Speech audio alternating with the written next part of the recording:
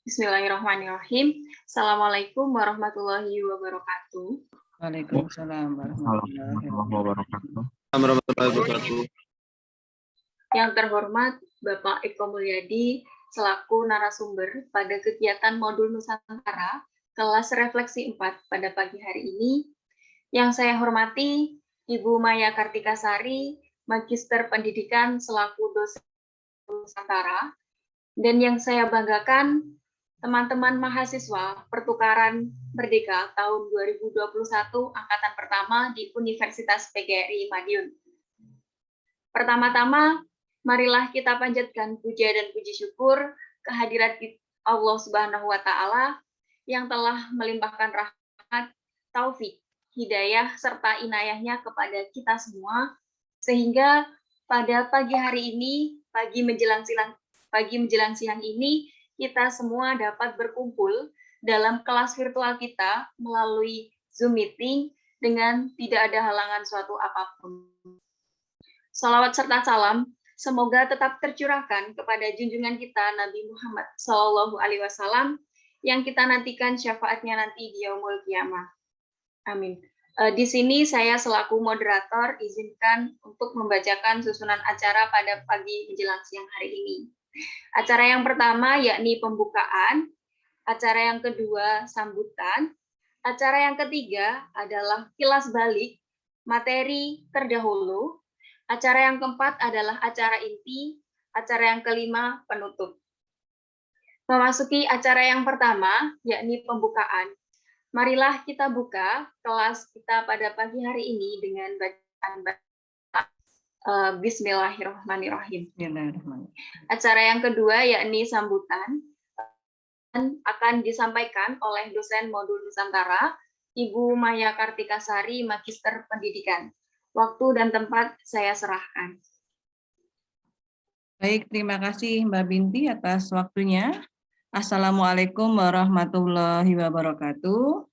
Waalaikumsalam warahmatullahi wabarakatuh.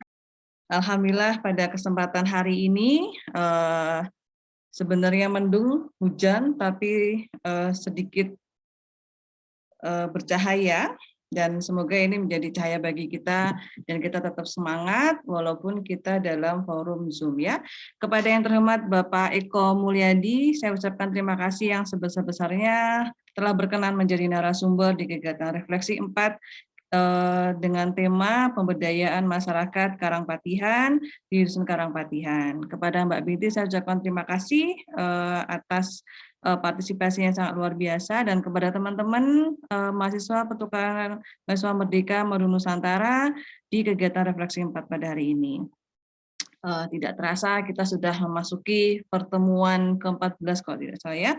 Dan pada kesempatan hari ini kita akan melaksanakan refleksi dari kegiatan kebinekaan yang telah kita laksanakan 2 minggu yang kemarin, jadi kebinekaan 7 tentang Karangpatihan, kemudian kebinekaan 8 tentang Porang, dan kemarin kita juga sudah mengundang Pak Afif sebagai modul inspirasi kita, dan pada hari ini kita mengundang Bapak Eko Mulyadi sebagai modul refleksi kita. Jadi teman-teman nanti silahkan teman-teman bertanya sebanyak-banyaknya, carilah ilmu dan wawasan sedalam-dalamnya kepada narasumber kita, dan harapannya dengan kita bertemu tatap maya pada hari ini kita bisa mendapatkan ilmu yang bermanfaat ya. Terima kasih. Assalamualaikum warahmatullahi wabarakatuh. Waalaikumsalam warahmatullahi wabarakatuh.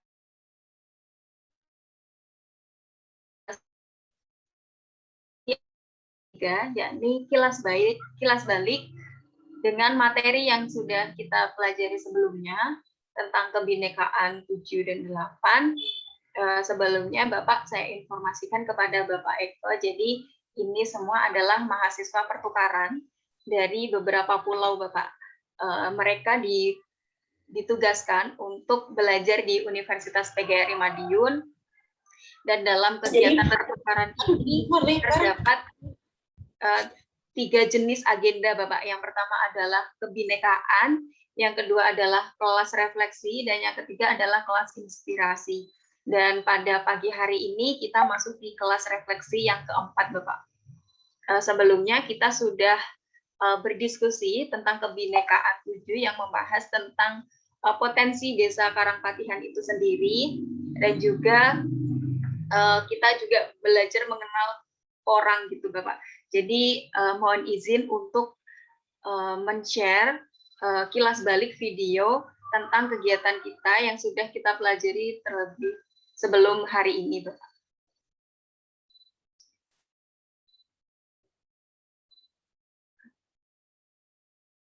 Sebelumnya Bu Maya mohon izin yang share screen Bu Maya atau dari saya Bu?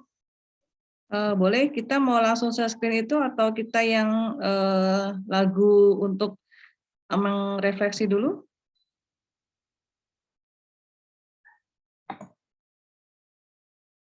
Oke, teman-teman, sebelum kita masuk ke bahasan itu, mau yang mana dulu Mbak Binti?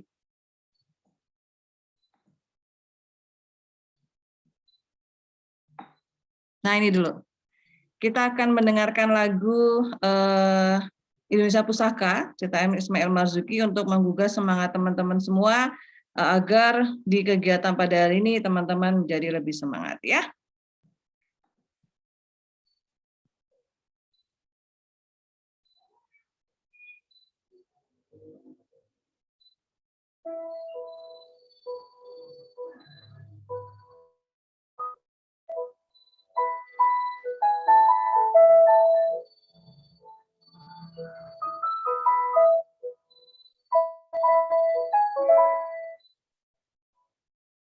Indonesia tanah air pusaka jaya. Indonesia sejak dulu kala tetap dipuja-puja bangsa.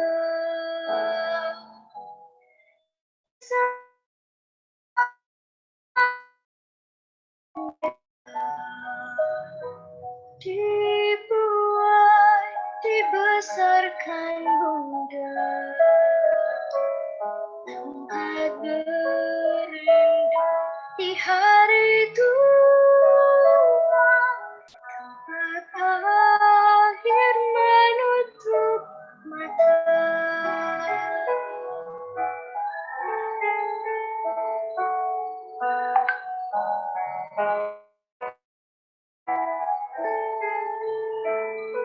Sungguh indah tanah air mata, tiada bandingnya di dunia. Karya indah Tuhan Maha Kuasa yang memujanya. Indonesia ibu pertiwi, kau ku puja, kau ku kasihi. Tenagaku bahkan pun jiwaku kepadamu rela ku beri.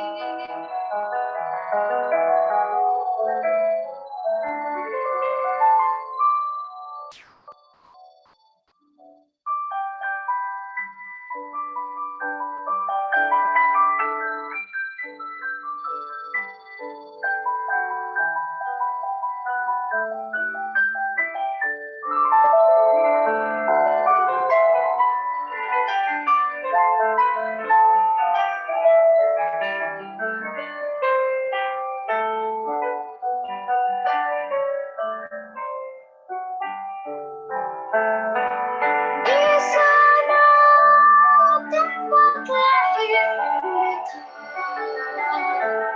dibuat, dibesarkan Bunda, tempat berlindung di hari tua, tempat akhir menutup mata.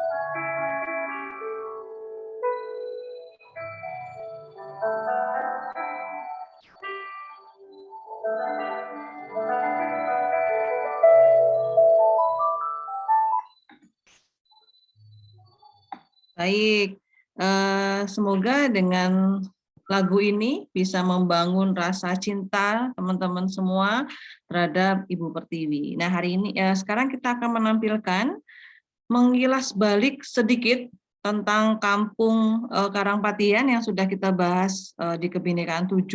Teman-teman bisa melihat dan bisa sedikit mungkin orek-orek kalau misalnya teman-teman ada yang ingin ditanyakan nanti kepada narasumber kita. Baik, silakan boleh dilihat dan silakan diputar Mbak Windy ya. Terima kasih.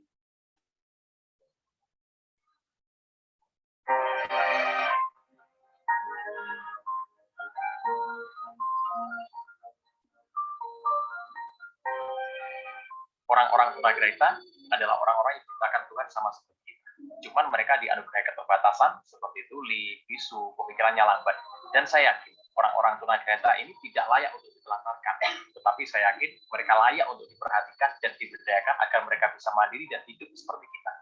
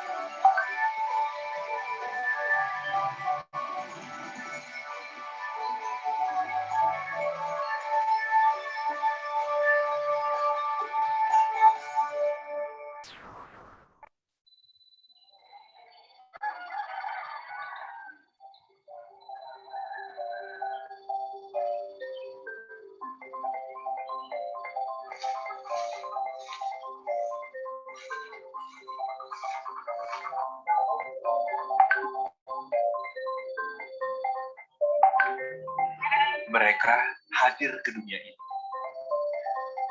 tanpa memiliki pilihan untuk hidup normal.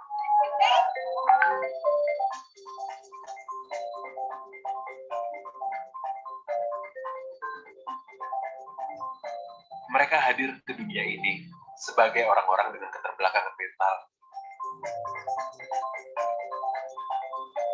Namaku Eko Mulyadi. Sejak 2 tahun lalu, warga desa memanggilku Pak Lurah. Aku tinggal di desa Karangpatian, Kabupaten Ponorogo, Jawa Timur.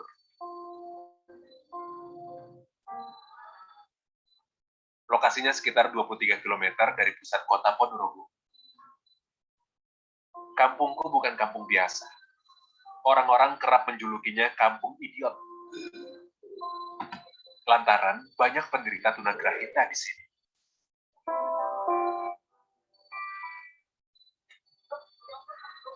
Pernah, satu masa aku mencari informasi. Dari 1,3 juta penderita tunagrahita di Indonesia, penyebaran paling banyak Kabupaten Ponorogo. Lebih dari 500 penderitanya tinggal di 5 desa, yang lokasinya tak begitu jauh dengan desaku.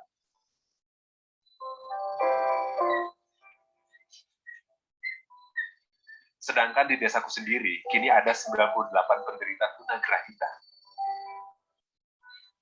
Aku jadi berpikir, mungkin gara-gara itu bertahun-tahun desaku kerap dibilang kampung idiot. Dan bertahun-tahun pula stigma itulah yang membuat warga di sini akhirnya bertahan hidup dari uluran tangan. Ini berdasarkan karena sebuah rasa kasih. Karena apa? Sejak kecil ketika saya lahir, saya hidup di sebuah lingkungan yang banyak tunagrahitanya. Di barat rumah ada tunagrahita, di depan rumah ada, di timur rumah ada orang tunagrahita. Bahkan ketika saya sekolah SD pun, itu sekolahnya saya diantar orang tunagrahita naik sepeda. Karena kebetulan tunagrahita ini ikut bekerja sama Bapak. Dia nganterin saya sekolah itu naik sepeda panjang. Nah, di latar belakang sebetulnya muncul sebuah rasa kasihan. Berpikir bagaimana mereka. Nah, mulai kelas 2 SMA, saya mencoba berbuat. Salah satunya menyarikan bantuan-bantuan sifatnya konsumtif. Nyarikan beras, kemudian nyarikan pakaian, layak pakai, dan lain-lain dari luar desa yang saya bawa masuk, saya serahkan kepada mereka.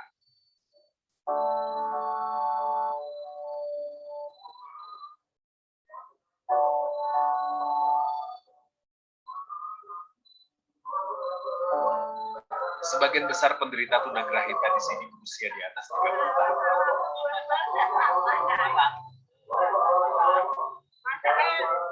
Menurut cerita orang tua dulu, sekitar tahun 60 hingga 70-an, warga di sini dilanda kekurangan gizi yang membuat warga kurang asupan yodium. Situasi yang tak segera diatasi kala itu akhirnya membuat warga bertahun-tahun berkembang tanpa gizi yang baik. Dulu itu pernah ada kebiasaan untuk menanam baterai yang diyakini untuk menambah kesuburan. Tapi justru dengan begitu malah dia kontra terhadap kandungan yodium, sehingga yodiumnya makin hilang. Di sana sudah pernah diteliti kandungan yodium di dalam air, di dalam tanah, itu ternyata nol. Sehingga bisa dimaklumi bahwasanya apa yang dikonsumsi masyarakat sekitar melalui tanaman ataupun air yang ada di sana itu tidak mengandung yodium.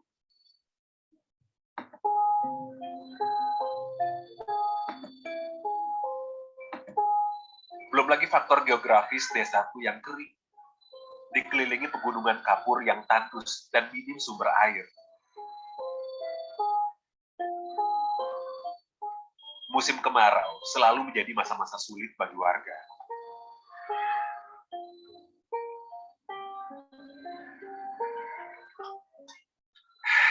Mau bagaimana lagi? Masa lalu tetaplah masa lalu. Tak ada yang bisa diubah atau dikembalikan.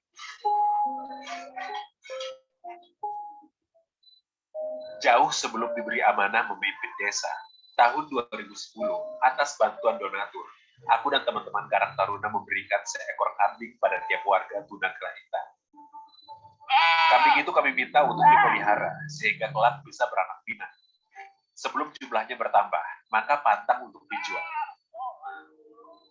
Lumayan, rata-rata mereka kini telah memiliki lebih dari 2 ekor.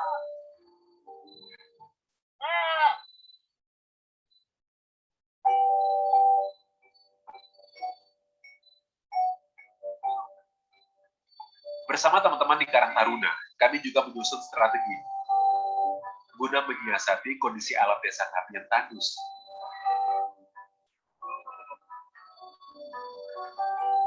Kami mencoba beternak lele. Lagi-lagi warga tunagrahita sengaja kami berdayakan. Pintar ini pintar. Masing-masing warga tunagrahita dibuatkan kolam di rumahnya. Mulai dari bibit hingga pakan pun disiapkan. Namun yang terpenting, mereka dilatih soal keterampilan beternak lele. Apa kurang? Kini 3 bulan sekali memetik hasil.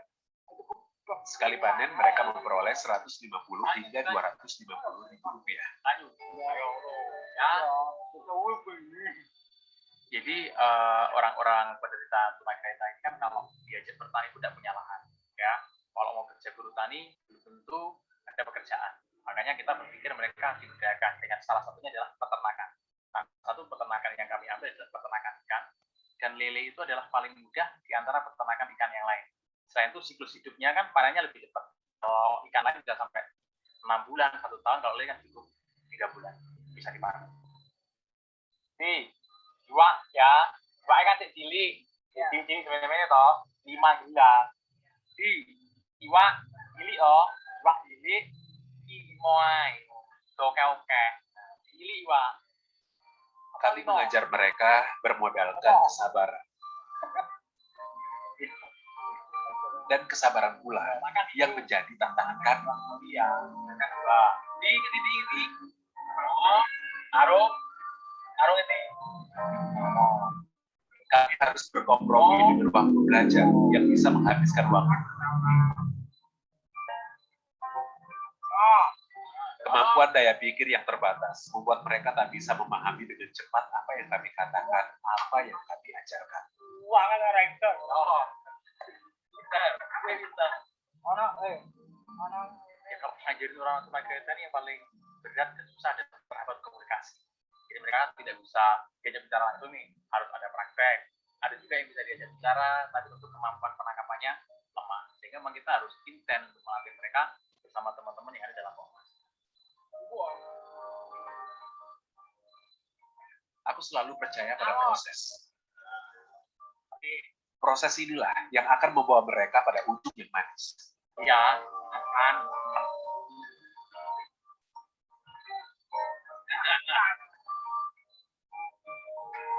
Jumlah yang seharusnya 33 itu ketika kemarin ada anak yang beli, berkunjung ke sini beli, ternyata benar Mbak, itu 26.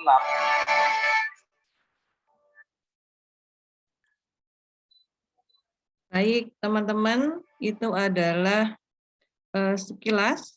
Sudah habis Mbak Binti ya? Masih ada lanjutannya, Ibu. Masih lanjutannya. Oke. Baik, bisa dilihat lagi.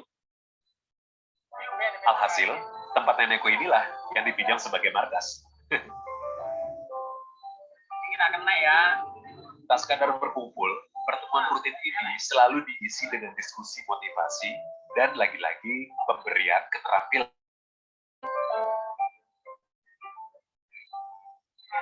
Yo, pinter we, guntingnya.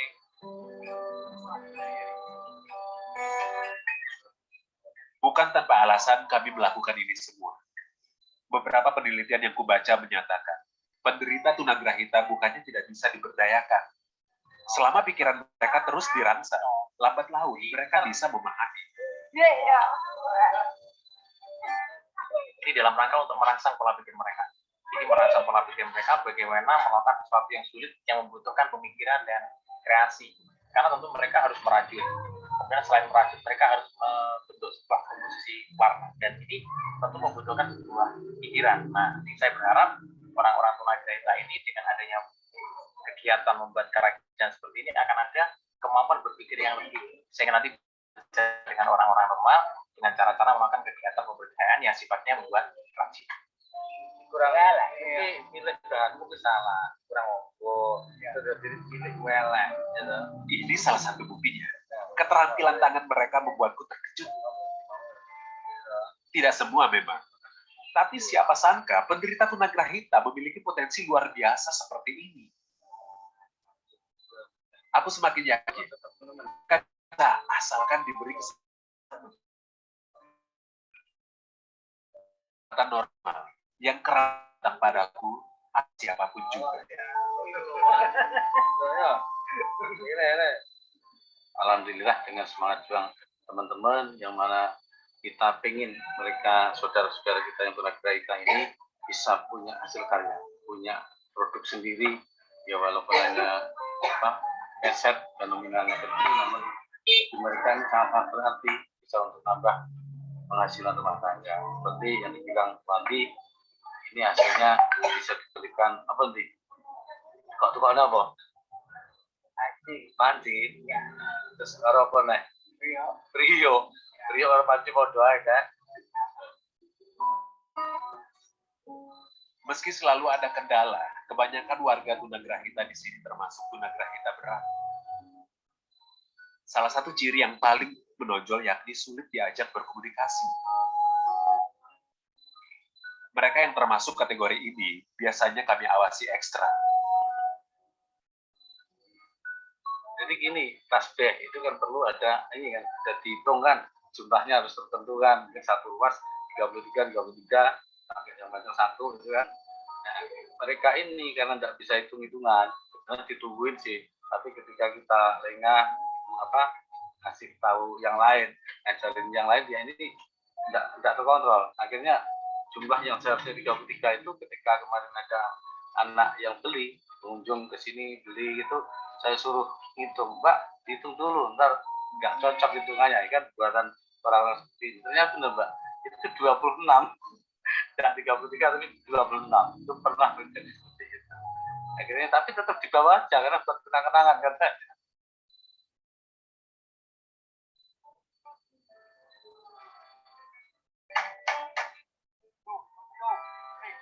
Penderita tunagrahita berat bukannya tidak bisa ditolong. Kami di sini membuktikan pelatihan rutin telah merangsang daya pikir mereka.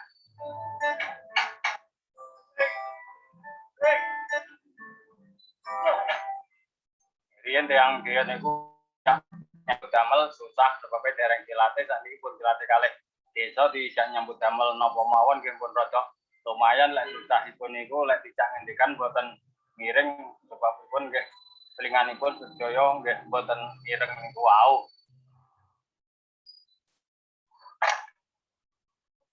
Sudah rahasia umum, orang dengan keterbelakangan mental atau tunagrahita kerap dicap aib atau kutukan di masyarakat. Sebatas yang ku tahu, memang ada banyak faktor kenapa cacat mental ini ada. Bisa karena turunan ataupun metabolisme gizi yang terganggu.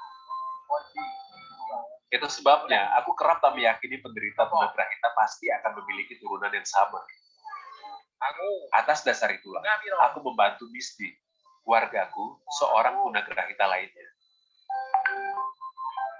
7 tahun silam, ia menikah dengan sesama tunagrahita.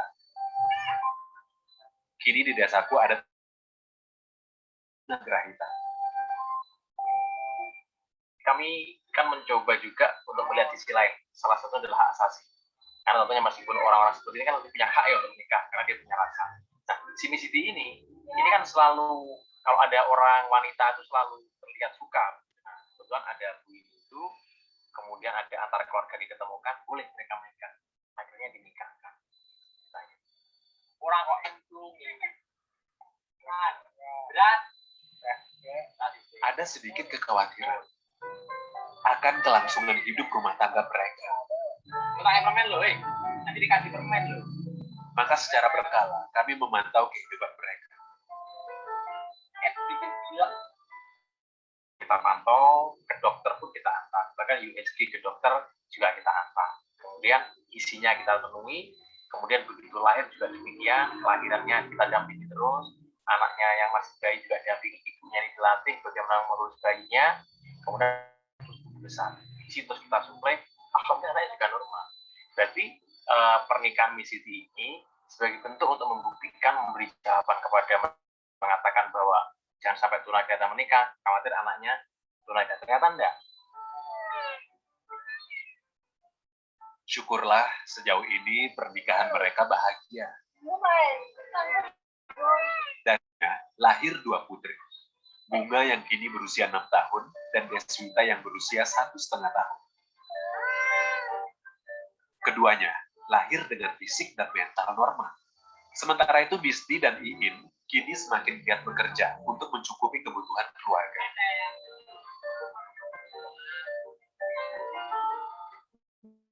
Nyesablane namung tenawa sengono pati kajen ngoten iki.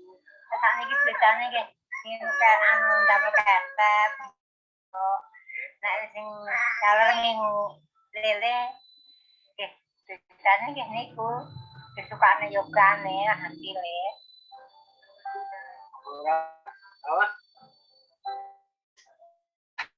Tuhan hadir dengan segala rahasianya. Dan ia selalu adil membaginya, tanpa ada perbedaan. Ele ora-ora, tongkol ora-ora, ditakel.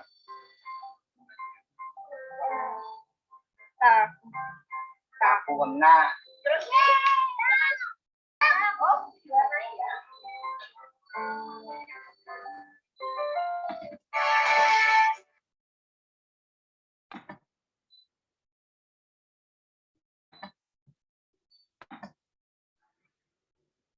Mungkin 5 menit lagi ya Bu ini diselesaikan.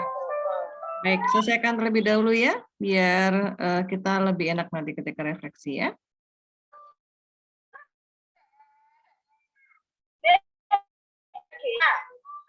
Bunga bersekolah di PAUD yang aku dirikan 2 tahun lalu.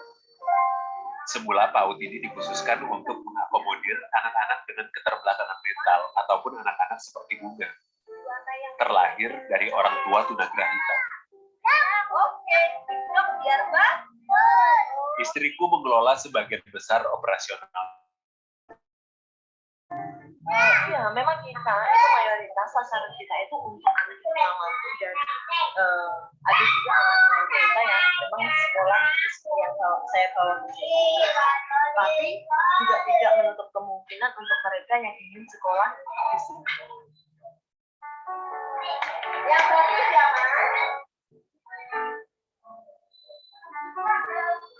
Aku salut pada istriku.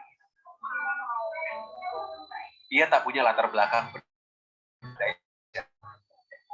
Bahkan, sempat 5 tahun lamanya, ia merantau ke Hong Kong sebagai tenaga kerja wanita. Kalau aku tanya, ia hanya menjawab, siapa lagi yang akan membantu mereka kalau bukan kita? Itu sebabnya dukungannya amat berarti bagiku. Pasalnya, tak jarang cibiran datang menghampiri.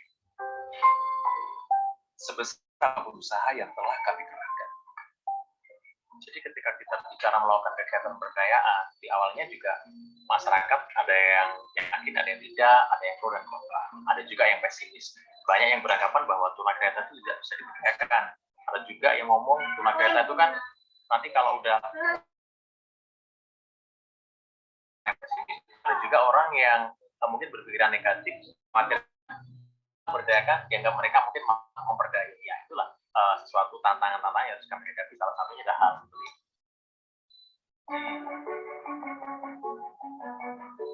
Perjalanan menuju keberhasilan entah kapan terwujud. Namun aku yakin selalu ada jalan selama ada keyakinan.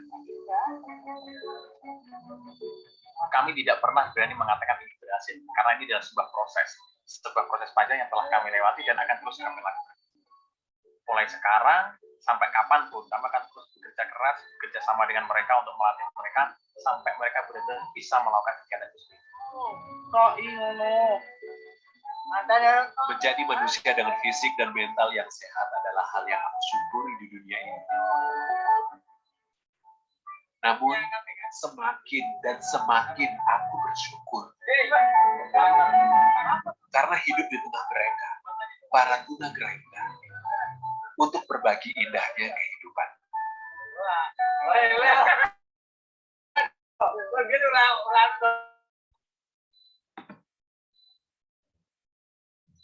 Baik, itu tadi kilas balik tentang Desa Karangpatihan. Baik teman-teman, kita masuk di acara selanjutnya.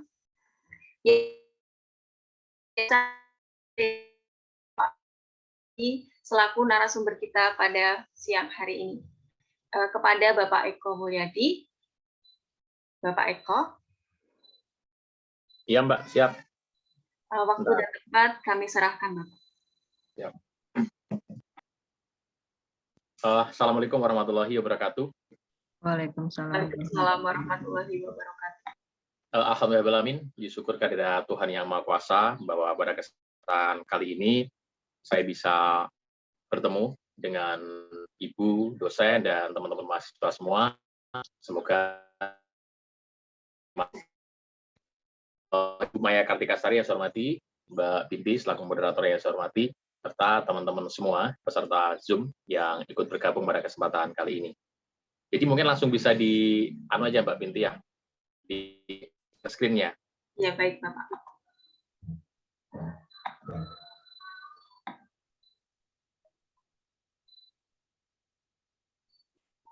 Apakah sudah terlihat? Sudah, Mbak.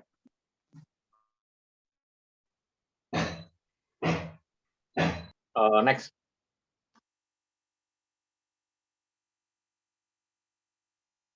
Layar selanjutnya coba.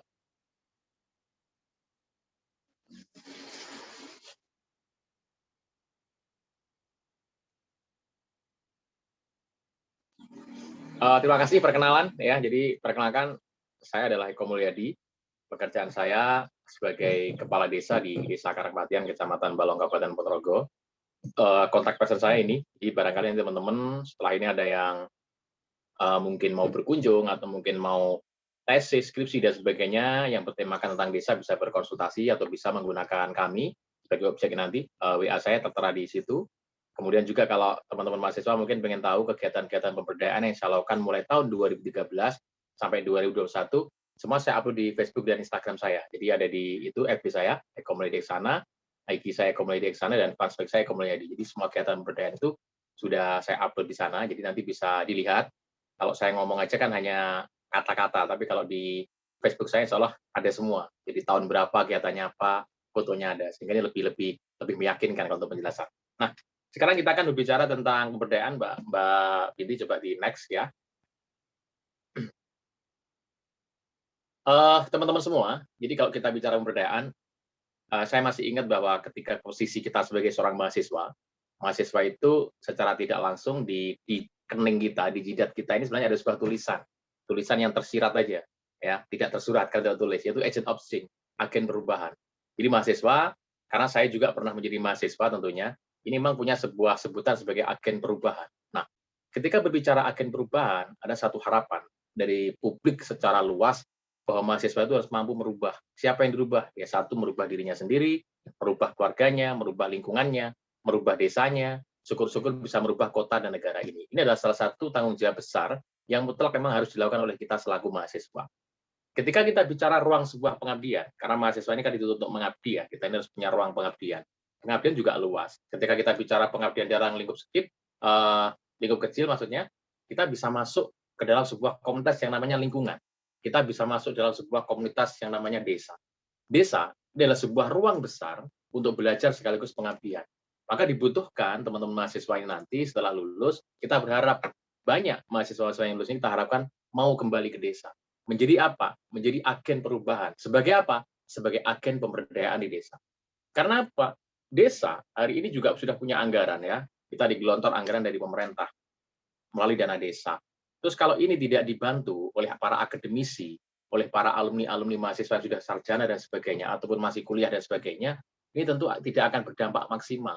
Tapi manakala mahasiswa kemudian juga mau turun ke desa, mau membangun desa, desanya sendiri atau desanya siapapun itu, sebagai agen-agen pemberdayaan, maka insya Allah percepatan pembangunan ini akan berjalan dengan cepat.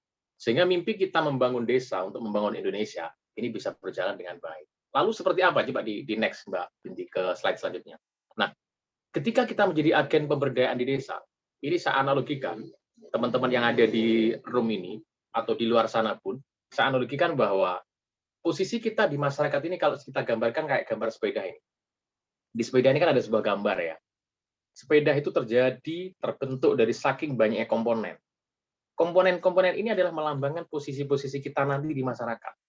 Ada loh, masyarakat itu yang posisinya hanya sebagai sebuah pedal. Jadi ini ada seorang mungkin kalian atau saya, itu hanya sebagai pedal ya. Kita diinjak-injak. Tapi meskipun diinjak-injak, karena kita yang diinjak inilah yang dalam rangka untuk mengantarkan sebuah kebersamaan ini. Mengantarkan sebuah program pemberdayaan berjalan sebagai pedal. Ada juga dia menjadi setir. Dia ada setirnya nih. Dia adalah pemimpinnya. Ada. Dan tidak mungkin semua menjadi pemimpin. Kan begitu. Ada nanti. Silakan ambil peran mau jadi pemimpin. Ataukah mau menjadi pompa nih. Ada juga kita atau orang di dalam desa itu posisinya sebagai pompa. Dia memotivasi. Bisa juga memprovokator dan sebagainya. Coba pesan saya kalau menjadi pompa, ya memompalah pada waktu yang tepat. Ketika bannya kempes dipompa, jangan sampai ketika bannya udah terisi angin malah dipompa, maka akan meletus kan gitu. Itu filosofinya. Sehingga ada di masyarakat itu yang posisinya sebagai pompa, seorang provokator. Kalau provokator ya provokatorlah yang baik. Ada juga nanti di dalam ruang pengabdian Anda bisa jadi juga posisi sebagai rem, mengerem ya. Mengerem juga harus gitu. Mengeremlah pada waktu tepat.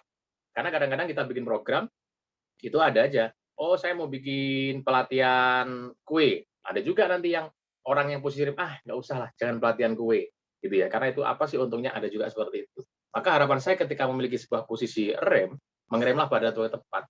Ketika meluncur, pergerakan ini boleh Anda rem. Tapi ketika kita pergerakan lagi naik, ya sepeda ini lagi naik, jangan direm, nanti nggak akan jalan. Nah, ini posisi-posisi yang akan ambil. Silakan mau ambil Anda posisi sebagai apa. Boleh sebagai roda, di bawah tapi mengantarkan. Boleh juga sebagai sadel ya, kita hanya sebagai tempat duduknya orang, tapi kita mengantarkan ini menjadi kesuksesan. Ada juga nanti sebuah peran yang sangat kecil, tidak terlihat tapi penting. Apa itu? Pentil. Ada sebagian masyarakat kita ini yang posisinya di masyarakat hanya kayak pentil. Dia tuh tidak dilihat tapi penting. Kadang-kadang dibutuhkan ketika waktu yang dibutuhkan aja. Contoh waktu politik dia dibutuhkan untuk milih. Setelah ini terpilih, dilupakan. Kadang ada juga yang seperti itu. Tapi ingat, mau mengambil posisi apapun, ambillah. Yang penting kita bersama-sama bersepakat untuk melakukan sebuah kegiatan pemberdayaan. Ini mahasiswa. Karena tidak mungkin semua mahasiswa menjadi pemimpin di desa, tidak mungkin. Karena jumlahnya kan sedikit. Boleh jadi pemimpin, boleh jadi setir, boleh apakah jadi pedalnya, apakah jadi pompa, jadi rem, dan sebagainya. Lakukan itu, yang penting kita mau untuk memberdayakan masyarakat. Nah, kenapa saya berbicara di awal seperti ini? Karena saya berharap dan motivasi bahwa mahasiswa-mahasiswa ini harus back to village. Kita harus kembali ke desa, ya, kembali ke desa, bangun desa. Desa ada anggaran besar di sana. Kalau mau berwirausaha, desa adalah salah satu ruang yang luas untuk berwirausaha. Desa ada yang namanya BUMDes, Badan Usaha Milik Desa. Anda bisa jadi komisaris di sana, Anda bisa jadi direktur, manajer, karyawan, dan sebagainya. Ini terbuka luas untuk teman-teman mahasiswa. Next, Pak. Kadang-kadang juga ada yang bertanya, mampukah kita memberdayakan desa? Mungkin kadang-kadang teman-teman juga berpikir begitu, tapi saya jawab, mampulah. Saya dulu juga berpikir seperti itu ketika jadi kepala desa. Apakah saya mampu membangun desa? Tapi saya mampu. Artinya gitu. Saya yakin mampu. Ya sampai sekarang meskipun kita tertatih-tatih, meskipun kita harus merangkak, insya Allah desa juga kita bangun. Lalu caranya bagaimana? Coba next. Langkah kita next saja semua kan itu biasanya saya pakai kalau offline, jadi di enter semuanya saya keluarin ya. Teman-teman, jadi ini saya kasih langkah ya untuk memberdayakan masyarakat desa, dan langkah ini sudah saya lakukan sebagai seorang kepala di desa. Jadi dari sekian teori apapun itu tidak ada yang maksimal. Teori bicara itu nggak akan menang melawan yang namanya action. Jadi kalau Anda memberdayakan desa atau Anda memberdayakan apapun itu, ini konsepnya. Kita harus action. Actionnya adalah berbagi dari berbagai singkatan yang saya buat, hanya adalah afiliasi. Kita harus bergabung nih. Kita harus bergabung dengan banyak orang, bergabung dengan berbagai jaringan, kita harus bergabung dengan berbagai komunitas. Karena kalau kita memberdayakan desa, membangun desa sendirian nggak akan mampu kita. Kayak yang saya lakukan sebagai kepala desa, ya saya berkolaborasi dengan partai legislatif, bukan partai, anggota legislatif.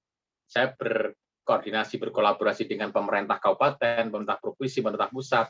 Saya berkoordinasi dan berkolaborasi dengan berbagai kampus. Salah satunya adalah Unipma. Unipma kan sering. Jadi Unipma ini sudah beberapa tahun terakhir selalu support dengan kami, berafiliasi dengan kami untuk melakukan pemberdayaan masyarakat, baik melalui PHBD, PKM, dan sebagainya. Dan alhamdulillah ini bisa berjalan. Yang kedua apa? C-nya coach, berlatih. Kalau ingin memberdayakan masyarakat, memberdayakan desa, kita harus berlatih nih. Kita harus berlatih, kita juga harus melatih. T-nya apa? Trust, jaga kepercayaan. Ini penting. Jadi kalau kita memberdayakan masyarakat, karena kita berada di depan, ketemu dengan masyarakat, kita harus menjaga sebuah kepercayaan atau amanah yang diberikan kepada kita selaku seseorang yang menjadi aktivis pemberdayaan di desa. Karena apa? Kepercayaan itu sangat mahal. Begitu kepercayaan hilang, waduh, susah, kita nggak akan bisa itu. Ini apa? Independen. Kita harus mampu untuk independen, mandiri, tidak bergantung dengan siapapun. Boleh kita berafiliasi, boleh kita berkolaborasi, tapi kita tidak boleh ketergantungan. Ini penting bagi seorang leader. Bagi seorang agen pemberdayaan, dia harus mandiri, punya kemampuan, artinya untuk menjadi orang yang mandiri. O-nya apa? Optimis. Ini harus dibangun. Jiwa-jiwa yang punya pikiran positif, narasi-narasi positif, itu harus kita bangun untuk selalu membangun optimisme bahwa pemberdayaan atau apapun yang kita lakukan ini akan ketemu jalan yang indah. N-nya apa? Netral. Kita harus berlaku netral. Tidak boleh membedakan sukunya apa, agamanya apa, organisasinya apa, rasnya apa. Tidak boleh ini kita apa? Tidak boleh kita lakukan. Yang kita harus netral. Jadi jangan sampai membeda-bedakan orang berdasarkan sara, suku, agama, dan ras. Karena dengan Anda netral, kita bisa masuk semuanya, bisa merangkul semuanya. Itu harapan kita. Langsung, sekarang saya akan bicara fokus apa yang sudah kami lakukan di Desa Karangbatian. Di dalam foto ini, mungkin teman-teman ada yang sudah berkunjung atau belum. Ini ada tulisan, ada sebuah gambar rumah. Rumah ini kami namai Rumah Harapan. Di sini ada sebuah tulisan, di sini selalu ada harapan. Kemudian ada huruf Jawa yang tulisannya urip kudu urup. Rumah Harapan ini saya dirikan, ini adalah dalam rangka khusus untuk melakukan kegiatan pemberdayaan bagi warga masyarakat, baik warga disabilitas, warga miskin, anak muda, dan sebagainya. Nah, di tempat inilah kegiatan-kegiatan pemberdayaan itu dilakukan, mulai pelatihan dan sebagainya di sini. Ada tagline di sini selalu ada harapan. Kenapa saya buat? Karena kita ingin sebuah harapan bagi orang-orang yang dianggap tidak memiliki harapan. Siapa mereka? Ya, salah satunya adalah orang-orang disabilitas ini. Ya, karena orang disabilitas ini ada yang dianggap bagi sebagian orang mungkin orang yang sudah nggak punya harapan. Karena kalau kita bicara disabilitas intelektual atau tunagrahita, mereka ini kan bisu, tuli, pola pikirnya lambat dan sebagainya seperti yang mungkin ditonton di video tadi. Mereka dianggap orang-orang yang tidak punya harapan. Tapi di sini kami dampingi mereka untuk punya harapan. Sehingga kami sebuah tulisan di sini selalu ada harapan. Ada semboyan urip ibu urup, ya bagaimana hidup ini menyala, memberikan manfaat, menerangi, menebar kebaikan untuk semua orang. Next. Nah, Lalu apa yang kami lakukan khusus dalam rangka memberdayakan masyarakat disabilitas atau masyarakat tunagrahita? Ada 3 kerja, namanya Trikarsa. Ya, kalau saya nyebutnya Trikarsa. Ini adalah cara bagaimana kita memberdayakan orang-orang disabilitas. Dengan cara apa? Menciptakan sebuah pendapatan. Yang pertama adalah pendapatan harian. Kenapa harus ada pendapatan harian? Orang miskin, tunagrahita dan semua, bahkan kita, ini butuh makan setiap hari. Kalau kamu makan setiap hari sementara kita tidak punya pendapatan harian, katakanlah ya, pendapatan kita tahunan, terus yang dimakan setiap hari apa kan begitu. Maka kita ciptakanlah sebuah konsep yaitu pendapatan harian. Agar setiap hari punya pendapatan, sehingga setiap hari mereka bisa beli beras untuk makan. Dengan cara apa? 1, kerajinan keset. Kerajinan keset dari kain perca. Jadi warga disabilitas kita ajari dengan buat kerajinan keset dari kain perca. Yang kedua, dengan batik ciprat. Nanti saya jelaskan di slide saja, ada foto-fotonya. Nah, dengan kerajinan keset dan batik ciprat. Yang kedua adalah pendapatan bulanan. Dengan apa pendapatan bulanan? Ini dengan ternak ayam kampung. Jadi warga disabilitas ini, mereka kita bantu, kita kasih modal, bantuan secara cuma-cuma, itu berupa induk kampung. Induk ayam kampung maksudnya. Mereka kita kasih 5 ekor ayam kampung, ada yang 10 ekor, dan sebagainya, mereka pelihara. Akhirnya ayam ini kan beranak pinak, bertelur. Kan? Telurnya ini sama mereka ada ditukerin, dibarter, dengan gula, dengan garam, dengan lombok, dan sebagainya. Sebagian tetap ditetaskan, besar, jadi ayam dijual. Sehingga mereka setiap bulan kalau butuh sesuatu bisa menjual ayamnya, atau juga bisa barter dengan telur dengan barang yang lain. Ini yang kami lakukan. Kemudian yang ketiga adalah kerja di desa. Jadi, orang-orang disabilitas intelektual yang fisiknya kuat, ini ataupun ibu-ibu yang fisiknya kuat, ini kita latih untuk bekerja. Alhamdulillah mereka sekarang sudah bekerja, terutama di proyek-proyek infrastruktur desa. Proyek-proyek di dana desa, mereka ikut kerja. Mereka juga ikut kerja di lahan-lahan pertanian warga, mereka kerja di kebun, dan sebagainya. Ini adalah salah satu cara kami untuk mencarikan pendapatan setiap bulan, agar setiap bulan mereka punya pendapatan selain harian. Yang ketiga adalah pendapatan tahunan. Dengan apa? Ternak kambing. Jadi mereka dulu, kita kasih nih induk kambing satu, mereka pelihara, beranak, gitu kan, anaknya besar, anaknya boleh dijual. Induknya tidak boleh. Sehingga setiap tahun, kalau dia punya kebutuhan tahunan, ini dia minimal bisa menjual kambing. Ini. Kalau harian, mereka bisa dengan keset. Kalau batik, kan begitu, untuk bulanannya, dia bisa jual ayamnya. Untuk setiap tahun, dia bisa menjual kambingnya. Kemudian ada juga yang mampu, mereka kebun jeruk. Ya, kebun jeruk itu panennya kan setahun sekali. Jadi mereka ada yang nanam jeruk, 1-2 di lingkungan, akhirnya dipanen setiap 1 tahun sekali. Next. Nah, ini adalah salah satu contoh kegiatan membuat kerajinan keset dari kain perca. Jadi warga disabilitas di sini, ini boleh di next ke screen adalah tunagrahita. Contoh hasilnya seperti ini. Nah, warga disabilitas ini, mereka bikin keset. Satu orang disabilitas yang sudah pinter, mahir gitu ya, dia 1 hari bahkan 6 keset per hari. Dengan sama. Produksi. Begitu mereka selesai produksi, kita upah mereka 8.000. Jadi 1 keset mereka dapat 8. Nah, artinya jika dia sehari bisa bikin 2 keset saja, dia sudah punya pendapatan per hari 16.000. Dan itu sudah bisa untuk beli beras 1. Artinya, kebutuhan makan bagi mereka ini bisa terselesaikan hanya dengan membuat keset. Kalau mereka bisa buat 5, ya sudah 40.000 dan sebagainya. Nah, ini adalah salah satu cara sederhana yang kami lakukan agar mereka bisa makan tanpa harus meminta orang lain. Cukup dengan keset, mereka sudah bisa makan. Next. Yang kedua, batik ciprat. Nah, teman-teman, jadi Karangpatian ini kita punya produk unggulan juga yang namanya batik ciprat Karangpatian. Bisa dilanjutkan slide-nya, Mbak? Oke, nah ini. Ini batik ciprat Karangpatian seperti ini. Ini adalah proses pembuatan, cuman yang difoto ini adalah ketika kita mendapat kunjungan dari pimpinan Bank Indonesia. Kenapa batik ciprat? Batik ini konsep jadi bukan mencanting. Kalau mencanting kan batik tulis ya. Makanya dinamakan ciprat karena abstrak. Kenapa harus ciprat? Karena disabilitas intelektual ini memiliki pola pikir yang beda dengan kita. Jadi mereka lebih mudah diajak membatik ciprat daripada membuat batik tulis. Kalau batik tulis kan ribet nih. Harus nulis dan sebagainya, harus menggambarkan. Mereka dengan menciprat-ciprat aja. Nah, contohnya lanjut, Mbak. Next.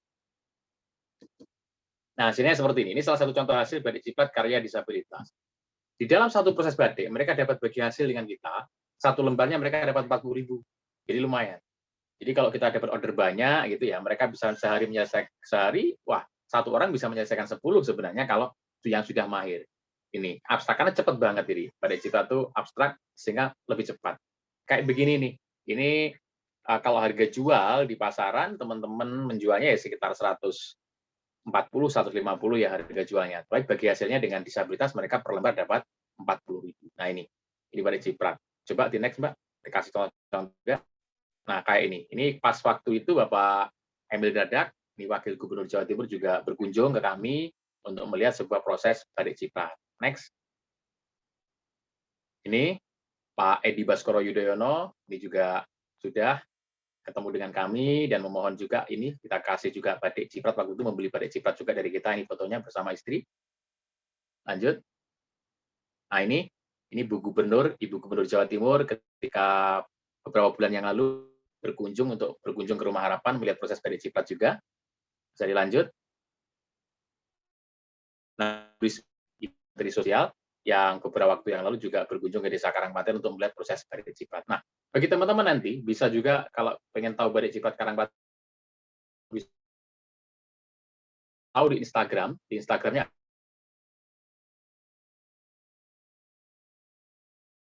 kalau nggak salah, nanti bisa di browsing di sana. Nah, sekilas kegiatan pemberdayaan yang kami lakukan di desa dengan konsep Trikarsa, karena ini kemarin disampaikan Mbak Binti bahwa saya adalah fokus hanya berbicara tentang apa yang kami lakukan untuk pemberdayaan tunagrahita, ini sudah terangkum dalam konsep Trikarsa tadi, menciptakan pendapatan harian, bulanan, dan tahunan. Nah, karena pemberdayaan di desa saya ini luas sekali, jadi yang kita garap macam-macam, ada tunagrahita, ada janda, program pemberdayaan janda namanya Janda Berdaya, ada program pemberdayaan bagi masyarakat umum, ibu-ibu PKK, dan sebagainya. Jadi banyak sekali. Intinya pemberdayaan bisa di sektor ekonomi, sosial, budaya, pariwisata, agama, pendidikan, dan semuanya ini kami berdayakan semua di sektor-sektor ini. Cuman hari ini saya berbicara di tunagrahita, maka konsepnya sudah saya rangkum dalam konsep Trikarsa. Mungkin begitu pengantar dari saya, barangkali ada diskusi, saya kembalikan ke Mbak Binti. Monggo. Baik, terima kasih Bapak Eko Mulyadi selaku narasumber yang telah memaparkan materi sesi tanya jawab. Itu tadi sekilas gambaran umum kegiatan pemberdayaan yang sudah Bapak Eko Mulyadi laksanakan di desanya. Untuk teman-teman, ketika ada pertanyaan silahkan bisa langsung raise hand, kemudian sebut nama lengkap, alamat, dan juga universitas teman-teman masing-masing. Silahkan teman-teman untuk mengajukan pertanyaannya. Sambil menunggu Bapak, jadi setelah melihat yang sudah Bapak paparkan ya, sangat luar biasa. Sebenarnya Bapak saya itu juga warga Ponorogo, Bapak. Tepatnya di Jambon, Ponorogo. Jadi kurang lebih tidak terlalu jauh dengan lokasi Pak Eko ya.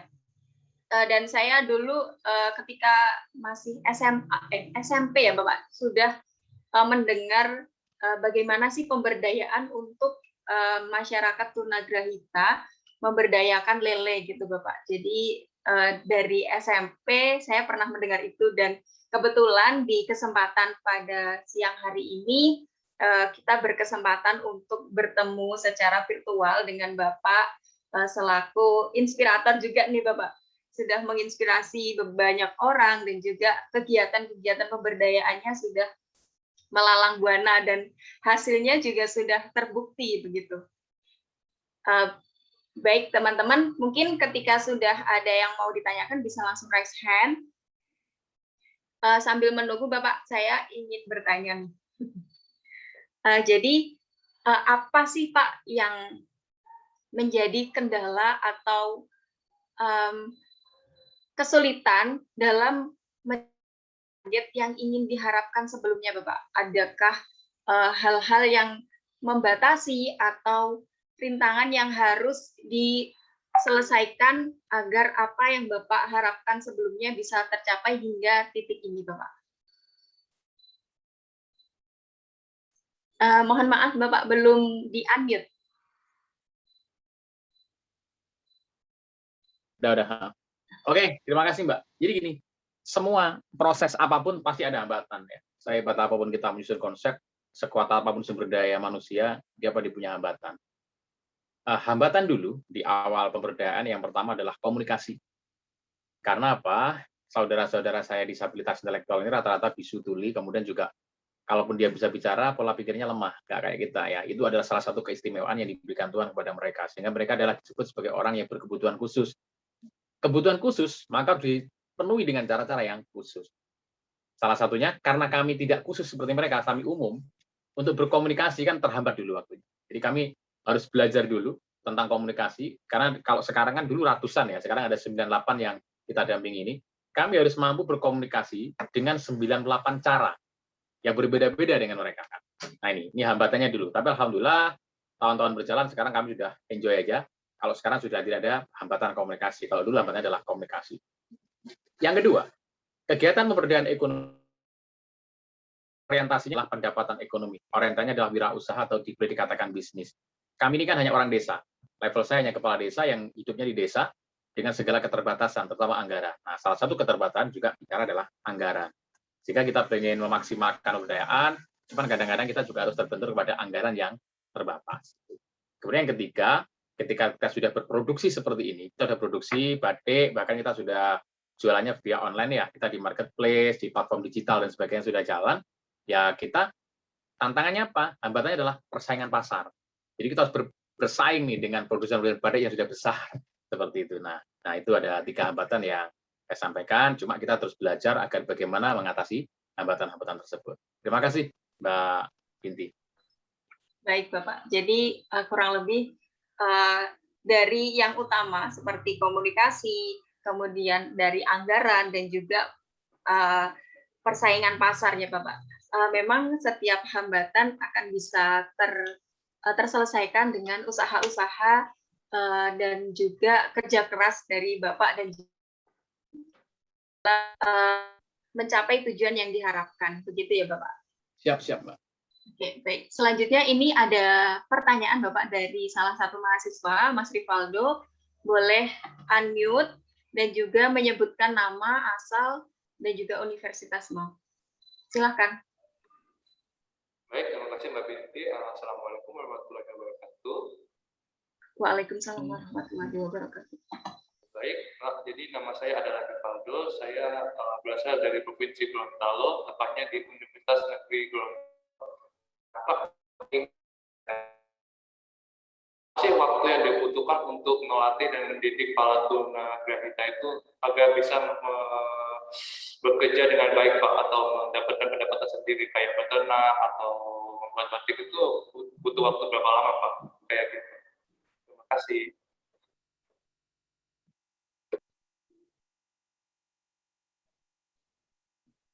Baik, bisa langsung dijawab dulu gitu nggak Pak? Oh, terima kasih Mas Rivaldo. Salam kenal ya. Mas Rivaldo dari kota mana nih, Mbak? Saya dari kota Gorontalo, Pak. Gorontalo? Iya, Gorontalo. Wah, jauh. Oke, Mas. Jadi gini, waktu ini variatif. Jadi karena kemampuan satu orang dengan orang yang lain ini berbeda-beda. Contoh keset nih. Keset itu pelatihan tercepat 3 bulan. Pelatihan terlama 3 tahun. Jadi ada yang 3 tahun baru bisa bikin keset, ada yang 3 bulan sudah bisa bikin keset. Gitu. Jadi waktunya gitu. Nah, kalau yang batik ciprat ini tidak lama. Jadi batik ciprat ini kisaran pelatihan rata-rata mereka bisa membatik itu adalah 1 tahun. Jadi dilatih itu 1 tahun. Jadi cuma dipahami pelatihan 1 tahun tidak setiap hari ya, karena kita juga keterbatasan tentunya. Itu biasanya seminggu 3 kali pelatihannya. Jadi mereka selama 1 tahun berlatih batik. Alhamdulillah mereka sekarang sudah bisa membuat batik. Tetapi proses bikin batik tetap didampingi oleh para volunteer. Ada pendamping-pendamping yang mendampingi proses ini seperti itu. Nah itu. Jawabannya kalau kita bicara tentang waktu. Kalau kayak kambing itu gampang mereka. Kita berikan kambing, kita ajari cari rumput, dia udah bisa.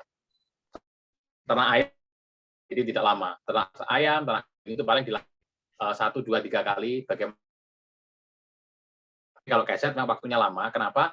Karena keset ini merajut, mengkomposisikan rajutan. Yang kedua mengkomposisikan warna. Kemudian yang ketiga agar presisi, agar kesetnya tidak melengkung bagaimana. Nah ini memang butuh waktu yang lama untuk ngajari mereka. Nah begitu. Terima kasih Mas Rivaldo. Boleh saya menyambung Mbak Binti? Saya mau bertanya tapi tidak bisa raise hand ya. Baik, terima kasih Pak Eko. Saya melihat dari Kebinekaan 8 kemarin sampai hari ini saya sungguh luar biasa terinspirasi sekali dengan kerja keras Pak Eko Mulyadi dengan memberdayakan masyarakat yang mungkin banyak beberapa orang yang seperti mengacuhkan seperti itu ya, tapi Bapak luar biasa, ini sangat menginspirasi saya dan semoga teman-teman juga bisa terinspirasi dari kerja keras yang sangat luar biasa dari Pak Eko Mulyadi ini ya. Ada sedikit pertanyaan Pak terkait dengan batik ciprat, karena saya sangat tertarik sekali. Kan mereka kan ibaratnya seperti tunagrahita kita kan tidak memiliki pola untuk membuat batik begitu. Apakah itu asal membuat seperti lukisan abstrak begitu, jadi asal apa namanya diciprat-ciprat begitu? Apakah ada polanya begitu Pak? Itu saja, terima kasih. Saya langsung jawab Mbak Binti ya. Oke, silakan Bapak. Terima kasih Bu Maya, karena namanya ciprat ini asal nyiprat Bu. Kalau pola nanti udah ada batik pola, ada batik cap, ada batik tulis. Jadi seperti baju yang saya pakai ini juga asal nyiprat nih mereka, asal nyiprat aja, nyiprat gitu. Sehingga memang kalau kita bicara ya bolehlah ini dikatakan limited edition, sehingga edisi-edisi yang sangat nggak mungkin sama. Sehingga kadang-kadang banyak juga yang pesan seragam, ada seragam, cuma kami sampaikan bahwa seragam itu bisanya warnanya aja yang berseragam, tapi motifnya nggak bisa. Karena modelnya konsepnya ciprat. Tapi kalau mereka minta batik tulis, kami layani. Cuma kalau batik tulis, yang ngerjakan bukan disabilitas. Kalau ciprat, ini yang ngerjakan teman-teman disabilitas. Jadi asal nyiprat. Begitu, nggih. Terima kasih. Jadi malah luar biasa ya Pak. Jadi seperti baju dari butik ya malahan ya. Artinya karena tidak mungkin sama polanya, betul. Jadi itu menjadi sangat luar biasa istimewa ya Pak ya. Ya, tidak mungkin sama. Jadi kalau yang saya pakai ini kerja ciprat, membuat model persis ini juga sulit. Ya, tapi kalau mirip ini bisa.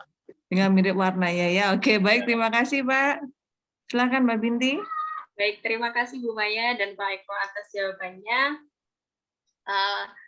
Kita lanjut ya Bapak. Ini ada yang Putri atas nama Mbak Putiah. Mbak Putiah, waktu dan tempat dipersilahkan. Terima kasih. Apakah suara saya jelas, Mbak? Sudah, jelas. Pertanyaan, perkenalkan Pak, saya Mutia dari Universitas Negeri Makassar, Kota Makassar, Sulawesi Selatan.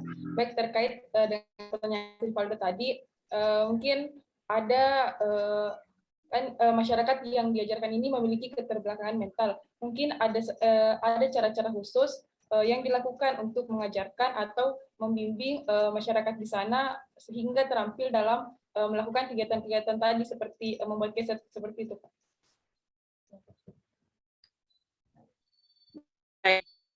Pertanyaannya, jadi Bapak cara yang diterapkan ketika kita akan mengajarkan suatu keterampilan kepada masyarakat atau orang-orang yang berkebutuhan khusus, Bapak. Seperti yang saya sampaikan di awal, Mbak, beliau saudara-saudara kita disabilitas intelektual ini kan orang-orang yang spesial, sama Tuhan dikasih sesuatu yang spesial, dikasih sesuatu yang khusus. Untuk memberdayakan, jelas harus menggunakan cara-cara yang khusus, itu pasti. Cara-cara yang khusus ini seperti apa? Ini kita harus mempelajari. Jadi gini, teknik yang saya sampaikan belum tentu bisa Anda praktekkan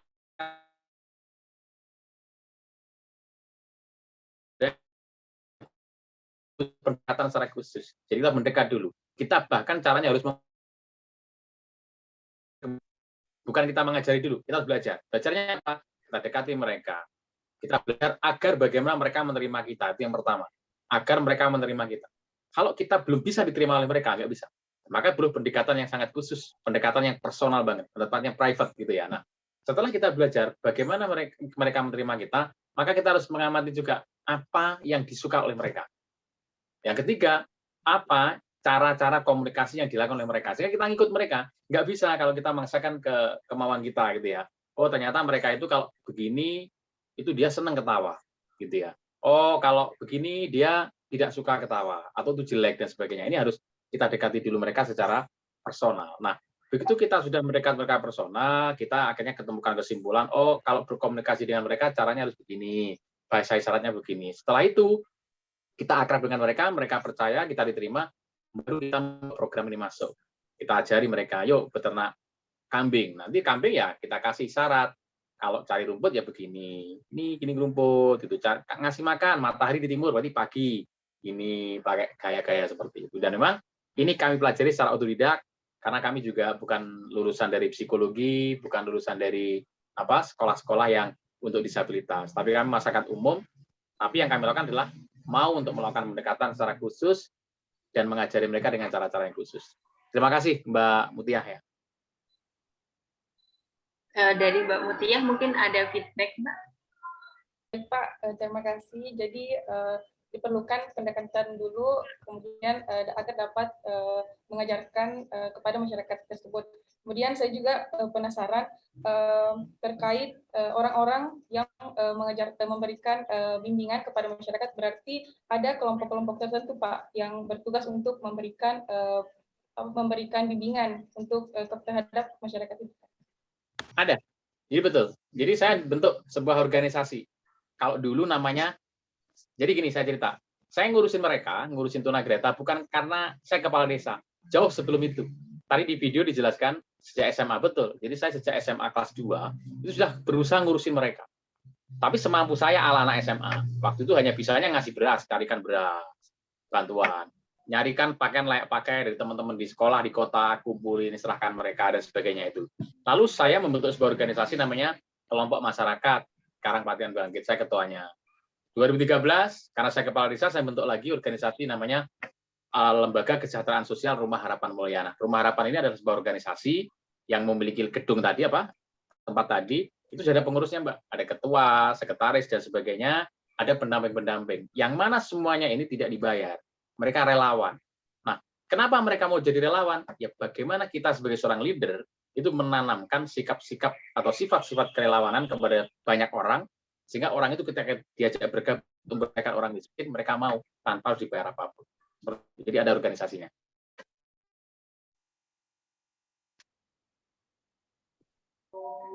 Baik, begitu ya Mbak Mutiah. Jadi luar biasa sekali.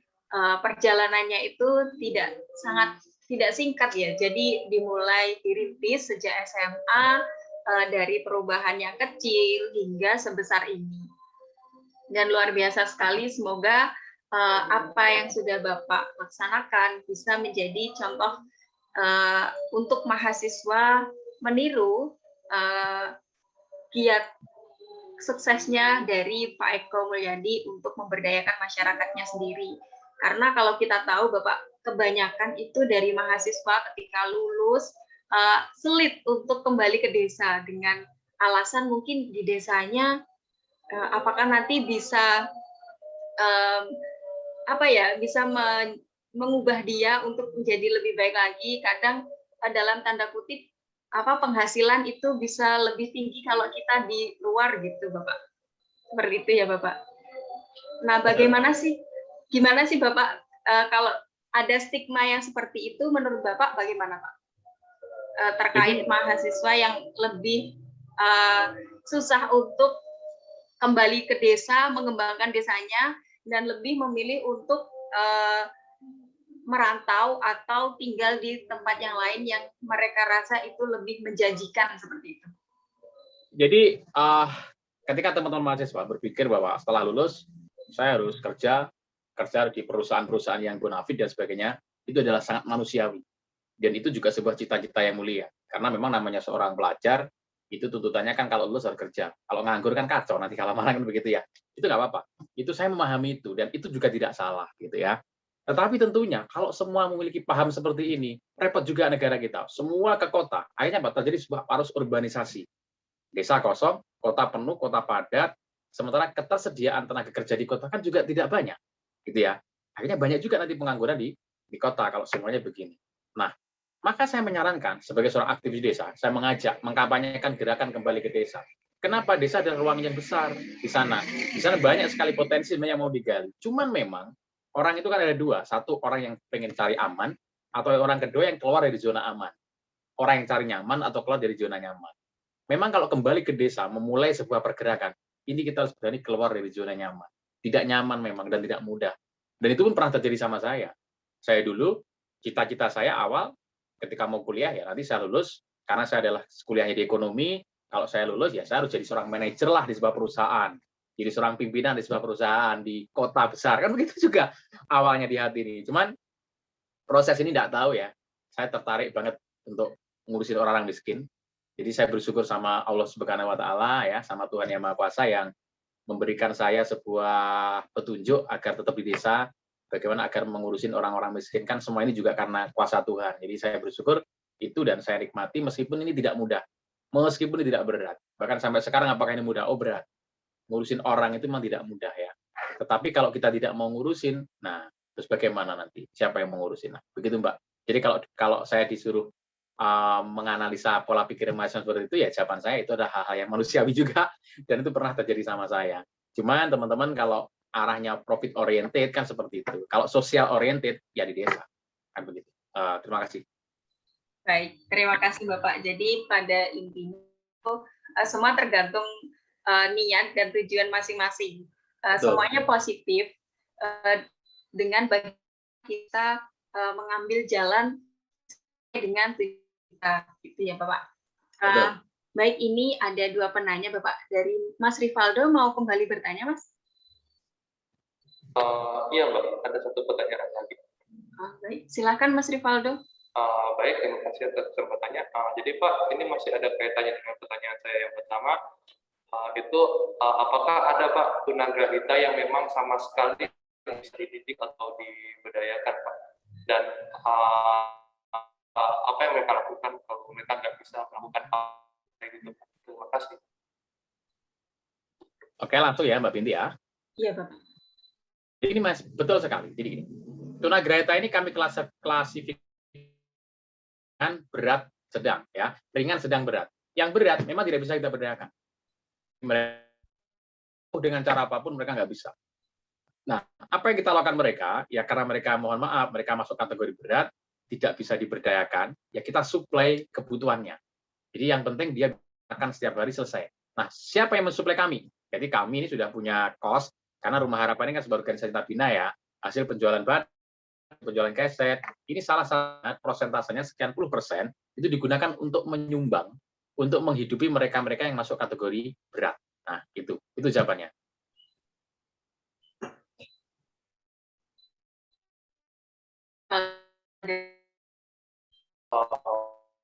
Terima kasih Pak. Jadi penasaran saya hilang. Jadi saya itu yang memiliki Pak ketebalan yang sangat berat itu dialihkan kemana gitu atau ditaruh di rumah sakit ditaruh di rumah sakit jiwa atau di mana kayak gitu Pak. Terima kasih Pak. Saya kok kurang jelas Mbak, karena suaranya bergema. Gimana Mas Mbak Binti? Nah, jadi kayak gini Pak, saya kira para penderita tunagrahita yang berat itu mereka itu mungkin dikeluarkan dari desa atau ditaruh di tempat yang lain Pak kayak gitu. Tapi ternyata mereka tetap disuplai makanannya dan tetap dihidupi kayak gitu Pak. Oh ya, jadi mereka tetap di rumahnya. Jadi disabilitas yang berat tetap di rumahnya. Jadi mereka kita jamin untuk tinggal di desa, tinggal di rumahnya dengan nyaman ya. Kita jamin mereka meskipun berat tetap diterima dengan baik oleh lingkungannya, diterima oleh masyarakat, dan kita penuhi kebutuhan pokok hidupnya. Bahkan rumahnya pun kita bangunkan. Jadi rumahnya kita bangun ya, kita renovasi yang dulu jelek sekarang sudah baik. Jadi hampir rata-rata rumah tunagrahita kalau zaman dulu kan jelek, itu sudah kita rehab semua. Kita bangun rumahnya dengan layak, kita suplai makannya sehari-hari gitu. Baik, jadi itu salah satu cara untuk memutus rantai dari itu ya Bapak, keterbelakang mental. Jadi ketika masyarakat pola hidup atau elemen makanan lebih baik, hal itu dapat menjadi salah satu hal terpenting untuk memutus rantai tersebut. Baik, terima kasih Mas Rivaldo atas pertanyaannya. Di sini Abdul Mufli, Mas Abdul, boleh menggunakan mikrofonnya, silahkan bertanya, sebutkan nama dan asal instansi, Mas.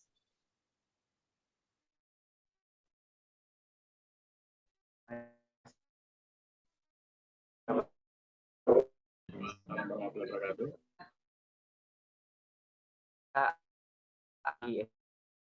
Saya berada di Universitas Negeri Gorontalo. Saya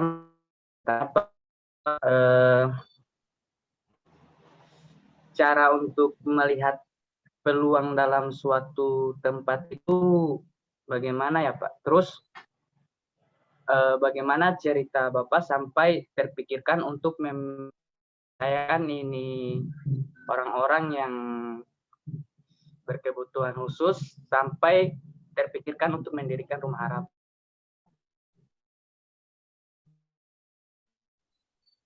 Baik, terima kasih Mas Abdul. Jadi Bapak pertanyaannya ada dua. Yang pertama adalah uang untuk sebuah potensi yang akan kita gali dari sebuah desa. Yang kedua adalah bagaimana Mas Abdul? Boleh diulang? Ceritanya Pak Eko untuk sampai terpikirkan memberdayakan ini orang-orang yang berkebutuhan khusus sampai untuk. Baik, terima kasih. Begitu Bapak, mungkin bisa langsung dijawab Pak. Terima kasih Mbak dan Mas ya. Kita melihat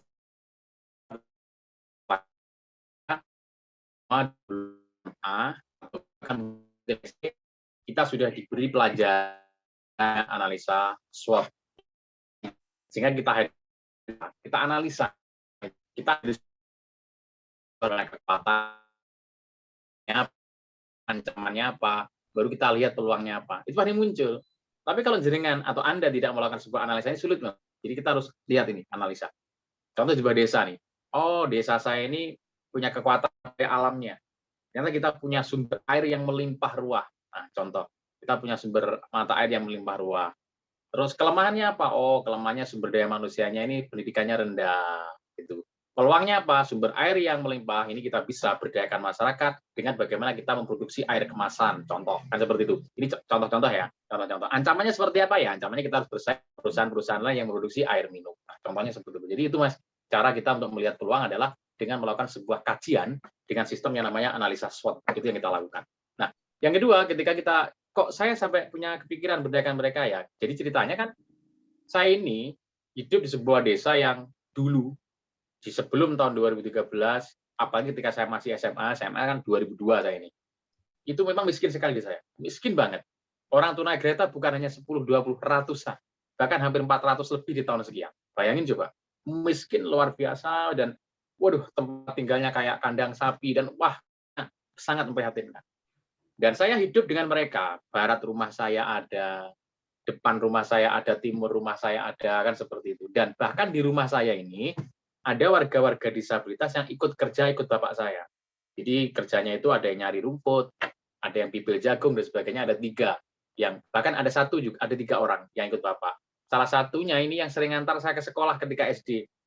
Saya dibonceng naik sepeda sama orang tunagrahita ini, diantar ke sekolah setiap hari, antar jemput dia. Nah, berawal dari itulah semakin besar saya ini kan mulai semakin terbuka hati saya bahwa kok kasihan ya. Terus bagaimana masa depan mereka seperti ini? Kadang-kadang saya gitu. Terus orang-orang nanti bagaimana kalau begini terus? Dia butuh makan. Karena makan aja waktu itu hanya nunggu bantuan. Pemberian tetangga dan sebagainya. Sementara tetangganya waktu itu ya di tahun-tahun 2002 juga masih sama-sama miskin kan begitu. Nah, berawal dari inilah saya berusaha semaksimal mungkin untuk mencari-cari cara memberdayakan. Nah, akhirnya saya berdayakan, saya dengan Karang Taruna waktu itu, dengan teman-teman, kemudian bikin Pokmas. Nah, kebetulan saya terpilih sebagai kepala desa, langsung saya bentuk sebuah lembaga resmi yang namanya Rumah Harapan tadi. Nah, begitu ceritanya. Baik, terima kasih Bapak. Mungkin Mas Abdul ada feedback terkait bagaimana ceritanya dari Pak Eko dan juga bagaimana proses pencarian peluang dari dan potensi yang dapat digali.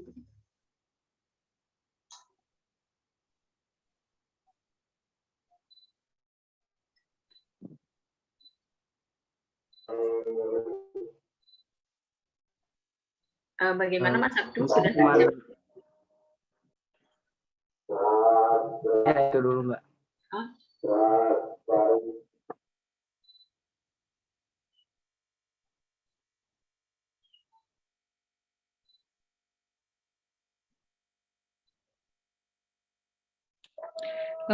Baik Mbak Binti, pertanyaan dari Mbak Sarifah kita pending dulu biar Pak Eko juga bisa beristirahat sejenak dengan banyak pertanyaan tadi. Kita akan putarkan kebinekaan 8 tentang porang, karena setelah nanti Mbak Sarifah akan bertanya kepada Pak Eko, kemudian kita akan segera refleksi ya, karena waktu kita juga sudah hampir terbatas. Baik, tolong Mbak Binti diputarkan dulu kebinekaan 8, jadi kita akan mengulas balik video tentang porang, jadi Pak Eko juga mungkin bisa sedikit melihat juga tentang porang yang ada di Dusun Ketol. Silakan Mbak Binti, terima kasih.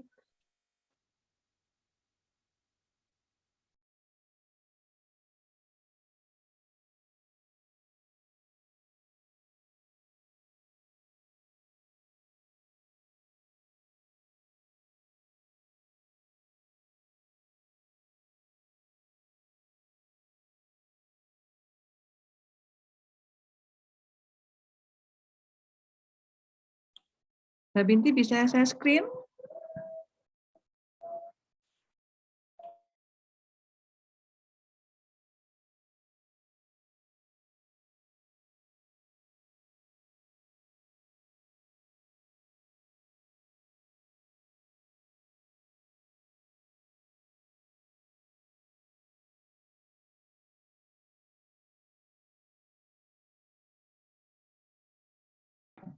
Baik teman-teman, untuk istirahat sejenak, jadi kita flashback dulu terkait di luar materi dari Karangpatihan ya. Jadi kita akan saksikan bersama tentang porang yang dulu sudah pernah kita bahas di pertemuan sebelumnya.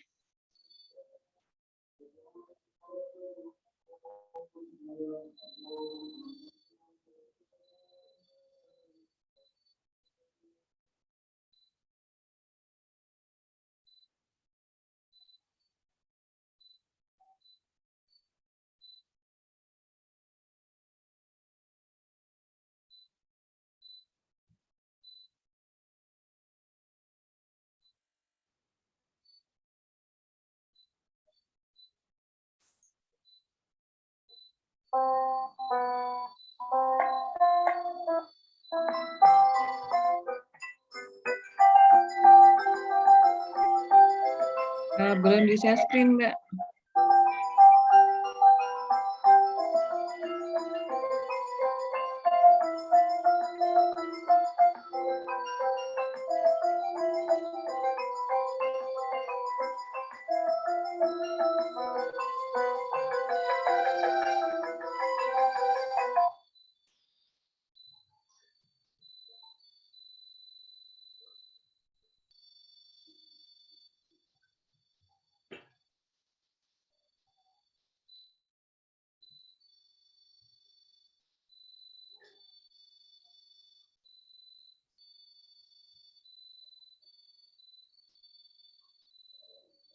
Mohon maaf Ibu sebelumnya, sepertinya agak susah sinyalnya Bu.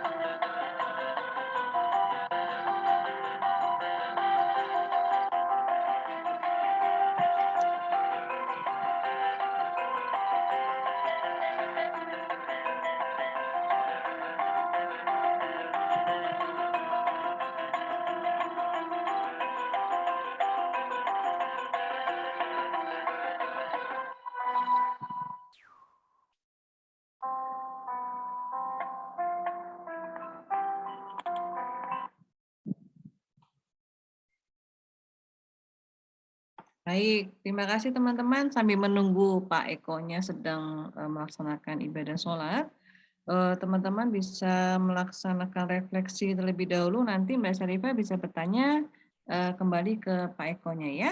Baik teman-teman, silahkan. Siapa yang akan merefleksi terlebih dahulu? Silahkan Mbak Binti. Baik Ibu, terima kasih Bu atas waktunya. Jadi teman-teman, tadi sudah beberapa dari mahasiswa bertanya kepada Bapak Eko Mulyadi terkait dengan pemberdayaan desa. Nah, selanjutnya kita akan merefleksi bersama terkait kegiatan kebinekaan kita yang ketujuh tentang Desa Karangpatihan, kebinekaan 8, tentang orang, dan kegiatan pada hari ini refleksi.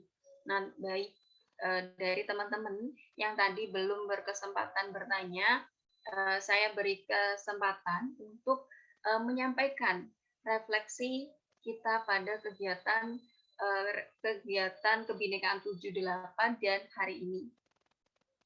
Silahkan untuk perwakilan mahasiswa yang belum bertanya bisa langsung raise hand dan menyampaikan beberapa refleksinya untuk kita hari ini. Begitu ya Bu.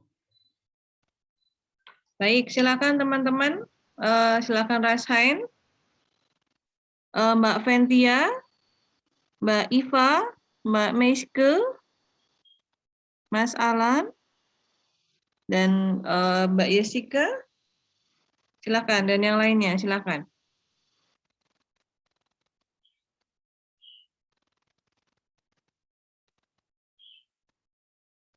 Mungkin dari Mbak Meiske, bagaimana Mbak? Silakan Mbak Meiske. Ya, Assalamualaikum warahmatullahi wabarakatuh.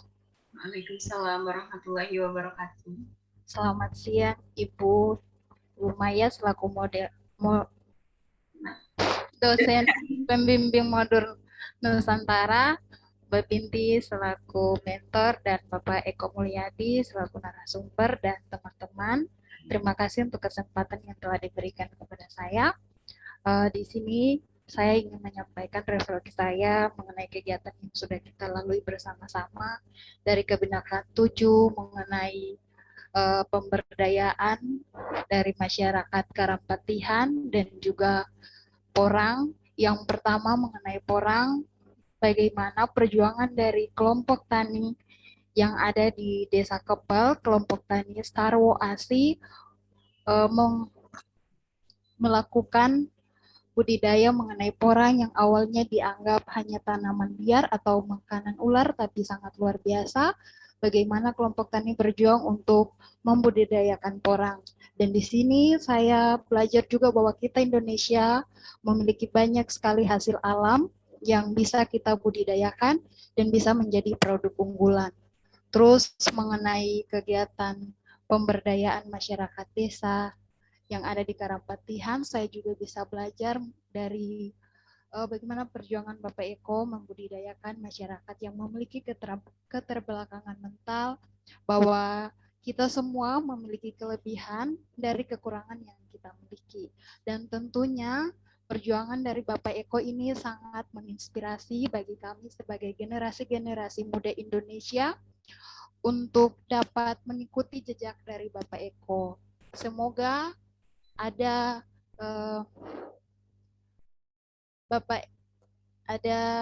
Bapak Eko Mulyadi masa depan yang akan datang. Terima kasih. Baik, terima kasih Mbak Meiske. Semoga apa yang diharapkan bisa benar-benar menjadi pemicu kita semua untuk menjadi generasi seperti Bapak Eko Mulyadi yang bisa mengembangkan baik itu di tingkat desa maupun tingkat yang lebih tinggi seperti itu. Baik, terima kasih Mbak Meiske atas refleksinya. Mungkin ini sudah dari perwakilan perempuan, coba sekarang dari perwakilan laki-laki untuk merefleksikan kegiatan pada siang hari ini. Silakan kepada Mas Alan atau Mas Ikram. Baik, apa saya saja atau Mas Ikram? Karena Mas Alan saja. Mas Alan aja. Mas Alan sekalian. Silakan Mas Alan. Nggih, terima kasih Mbak Binti selaku moderator. Mohon izin Ibu Maya selaku dosen pembimbing dan juga Bapak Eko. Selamat siang semuanya. Sebelumnya Assalamualaikum warahmatullahi wabarakatuh. Om Swastiastu. Budaya. Perkenalkan nama saya Lamudiman dari Universitas dan Ganesha Singaraja Bali. Mohon izin untuk merefleksikan kegiatan lalu orang dan juga kegiatan kita yang hari ini mengenai pemberdayaan masyarakat melalui batik Jepra. Mulai dari porang terlebih dahulu, tadi apa yang disampaikan oleh MS sangat lengkap. Sini saya menambahkan sedikit saja, yang dimana porang itu sendiri kan jenis tanaman ubi-ubian yang memang banyak itu digunakan sebagai bahan baku seperti kosmetik dan juga manfaat yang lainnya. Nah, muncul pada yang memiliki daya pasar yang memang sangat meningkat pada pengusaha tersebut. Nah, itu saja untuk yang porang. Untuk yang kegiatan siang kita pada hari ini mengenai pemberdayaan masyarakat melalui batik Jepra. Ini merupakan sesuatu motivasi atau ilmu baru yang dimana kita sebagai mahasiswa itu harus memang membuka hati kita. Kita yang sebagai makhluk sosial itu memang harus benar-benar peduli sesama lingkungan maupun sesama makhluk sosial. Dan juga di sini saya sampaikan terima kasih banyak Pak Eko Mulyadi karena berkat Anda ini merupakan suatu pergerakan untuk Indonesia yang memang memiliki cerminan yang bagus untuk anak-anak muda generasi baik itu putra putri Indonesia. Mungkin itu saja yang bisa saya sampaikan. Sekiranya ada kesalahan mohon maaf dan saya kembalikan ke moderator Mbak Binti. Terima kasih. Baik, terima kasih Mas Alan atas refleksi kegiatan kita pada pertemuan ke-12 yang membahas tentang kebinekaan 7 tentang Desa Karangpatian dan kebinekaan 8 tentang porang. Baik, mungkin satu lagi refleksi dari mahasiswa. Silakan untuk menyampaikan refleksinya pada kegiatan kita di 3 pertemuan sebelumnya. Mungkin Mas Ikram bisa menyampaikan.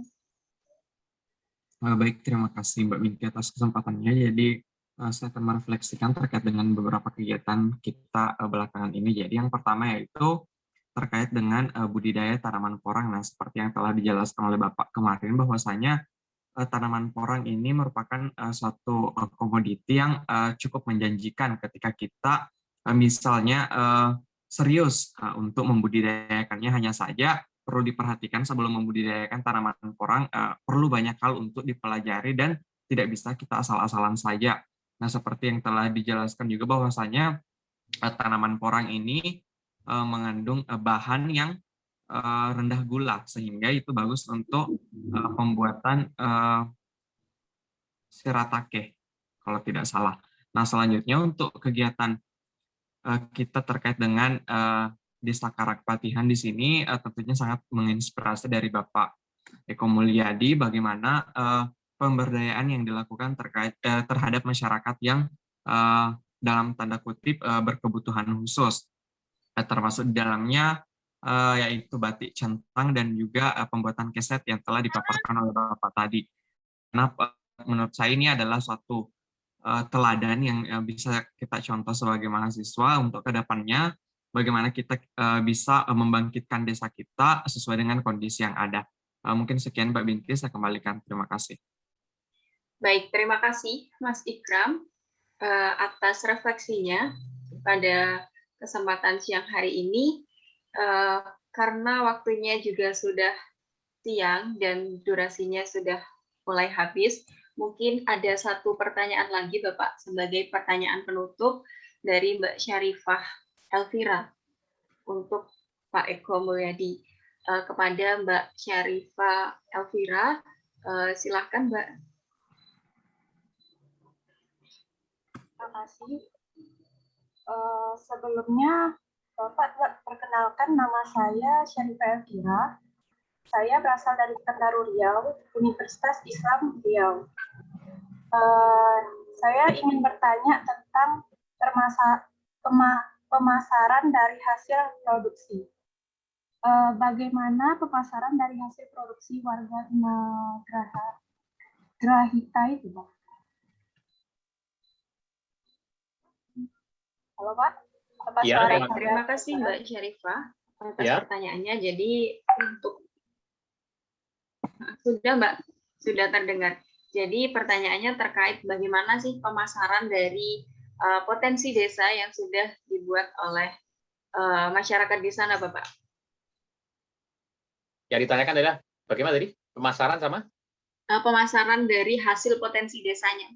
Oh ya, kalau pemasaran kita sudah ada dua ya, konvensional dan online. Jadi kalau konvensional ya kita kan ada Rumah Harapan, banyak orang berkunjung, melihat, pesan dan sebagainya. Tapi kalau di online ya kita kan sudah punya akun di berbagai platform online, baik kayak di Shopee dan sebagainya ya. Saya tidak sebut merek, seperti itu sudah. Kita juga sudah by website. Websitenya kan sudah ada, saya sampaikan tadi. Coba dicek nanti di internet www.karangpatian.batik Ciprat Karangpatian ya, mohon maaf, www.badikcipratkarangpatian.id kalau nggak salah, saya lupa ingat ini. Itu nanti di Instagramnya sama juga bisa cek itu di Badik Ciprat Karangpatian. Nanti di sana banyak sekali pilihan. Nanti ada nomor admin yang bisa dihubungi untuk pemesanan. Itu seperti itu adalah pemasarannya. Kalau kualitas produk, bagian produknya ya produk-produk kita yang bisa menilai layak atau tidak orang lain, sehingga saya tidak bisa bicara nih produk saya baik, saya nggak bisa.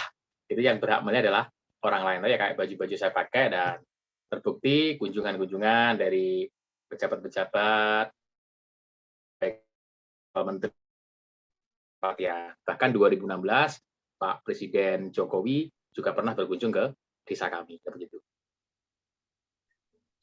Berarti sudah online, sudah bisa online ya, Pak? Oh sudah. Semua nanti dicek aja di Instagramnya, kan di sana ada link-linknya, ada juga di websitenya Badik Ciprat juga ada. Baik, Pak, terima kasih banyak. Oke, baik. Nanti Mbak Syarifah kalau misalnya mau pesen batik Ciprat, bisa langsung ke IG-nya Bapak Eko Mulyadi ya. Baik, teman-teman, itu kegiatan pada siang hari ini. Mungkin closing statement Bapak Mulyadi, silahkan. Sekali lagi saya terima kasih. Jadi saya ucapkan terima kasih kepada Bu Maya, Mbak Binti yang memberi kesempatan saya untuk sedikit bercerita, berbagi cerita pada kesempatan kali ini, dan tentunya saya juga mohon maaf karena tentunya saya banyak bicara tadi banyak salah. Saya mohon maaf. Cuma pesan buat teman-teman semuanya, ayo kita kembali ke desa, kita bangun desa dengan hati dan lakukan semuanya dengan cinta. Terima kasih. Baik, luar biasa untuk Bapak Eko Mulyadi, sangat menginspirasi teman-teman semua dan harapannya akan ada Bapak Eko yang lainnya, atau mungkin Bu Eko yang lainnya juga ya. Oke, semoga ini menjadi inspirasi bagi kita semua dan kita bisa merefleksi diri bahwa ternyata di luar sana masih banyak orang baik dan kita bisa mengembangkan apa yang sudah kita miliki untuk kepentingan bersama. Ya, baik teman-teman, hari ini kita sudah melampaui kegiatan refleksi dengan lancar. Mungkin dari Mbak Binti akan menutup. Baik, Ibu. Baik, sebelumnya terima kasih kepada Bapak Eko Mulyadi yang sudah berkenan menjadi narasumber kita pada siang hari ini, kepada Ibu Maya selaku dosen modul Nusantara yang sudah membimbing hingga pertemuan ke-14 ini, dan juga kepada seluruh mahasiswa yang sudah aktif dan juga terus melakukan kegiatan kita bersama. Sedikit menginformasikan Bapak, sebelumnya di kelas ini ada 17 mahasiswa Bapak. Namun seiring berjalannya waktu itu ada 5 mahasiswa yang mengundurkan diri dari program ini. Kemudian saat ini tersisa 12 dan hari ini ada beberapa yang izin karena masih beribadah, beda keyakinan seperti itu Bapak. Semoga di pertemuan selanjutnya kita bisa full lengkap semua mahasiswa, dan juga materi-materi dan inspirasi yang kita dapatkan dari pemateri kita dapat kita sebagai kilas balik dan juga kita jadikan sebagai pedoman kita untuk lebih baik lagi. Ketika Bapak Eko bisa, kenapa kita tidak, seperti itu. Amin. Terima kasih Bapak atas waktunya. Mohon maaf jika terdapat kekurangan baik secara teknis, perkataan, tingkah laku kami. Kami mohon maaf yang sebesar-besarnya. Sekali lagi kami ucapkan terima kasih.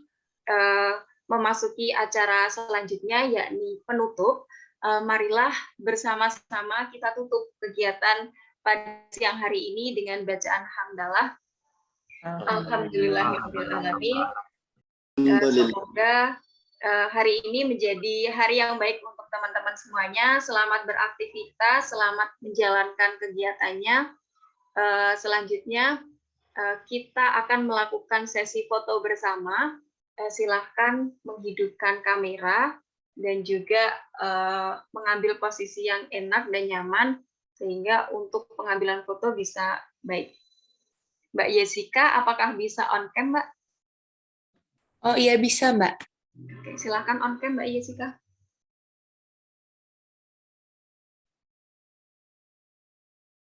Baik, saya hitung ya. 1. Sebentar, Mbak Ifah, bisa on cam tidak, Mbak? Silakan bersiap-siap. 1, 2, 3. Sekali lagi, boleh gaya bebas. 1, 2, 3. Baik, terima kasih Bapak Eko Mulyadi. Sekali lagi kami ucapkan terima kasih dan terima kasih untuk seluruh mahasiswa. Selamat beraktivitas, selamat menjalankan kegiatannya. Saya selaku moderator mohon maaf jika ada kekurangan dalam pelaksanaan kegiatan. Terima kasih. Wassalamualaikum warahmatullahi wabarakatuh. Waalaikumsalam warahmatullahi wabarakatuh. Terima kasih teman-teman semua. Terima kasih Mbak Binti. Pak Eko sudah meninggalkan ruangan. Setelah ini teman-teman jangan lupa mengerjakan apa yang seharusnya teman-teman kerjakan di Sepada ya. Saya tunggu sampai jam 8 malam. Terima kasih, sampai bertemu lagi. Assalamualaikum warahmatullahi wabarakatuh. Terima kasih, Bu. Terima kasih semuanya. Selamat beraktivitas kembali ya. Oke, Bu.